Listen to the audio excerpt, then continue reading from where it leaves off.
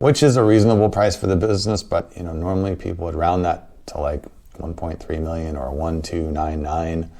So they've got a random asking price. But I won't hold out against this. Today is, would I buy this business? It is a 35-year-old bus charter business. I've actually looked at some of these in the past for due diligence projects.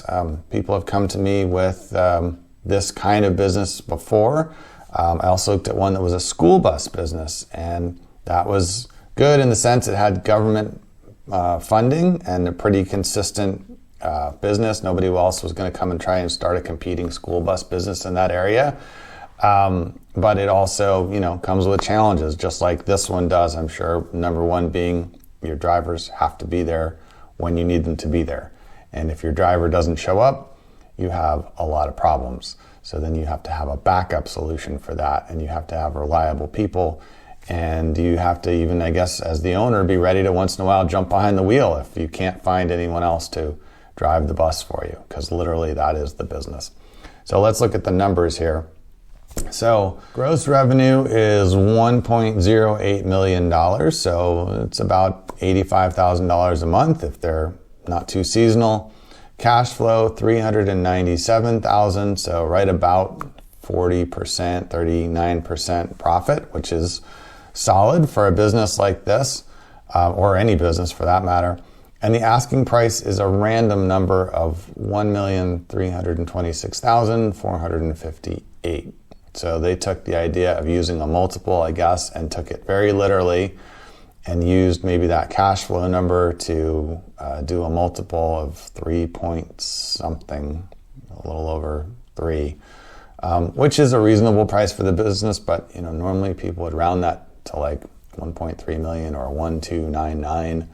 So they've got a random asking price, but I won't hold out against them. All right, so what does this business come with? So it says fixtures and equipment, $737,000.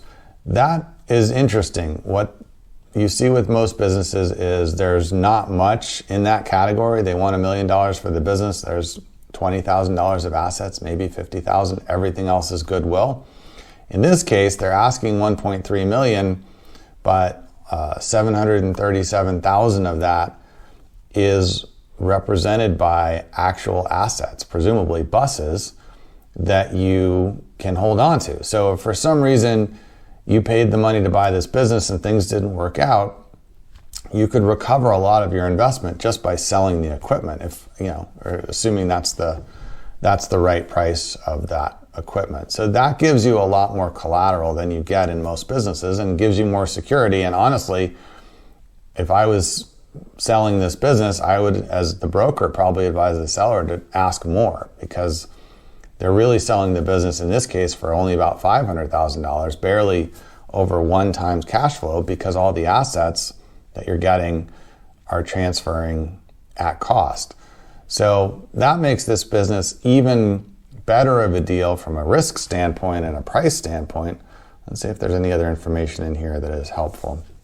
Company has a list of repeat customers, all of which don't make up more than 5% of sales, diversifying their sales. That's good. So they're saying they're not just have a couple big customers they're doing charters for all the time. List of drivers who provide great safe service. Owner has decided to retire. All right, year established 1988, 15 part-time drivers and 1 mechanic.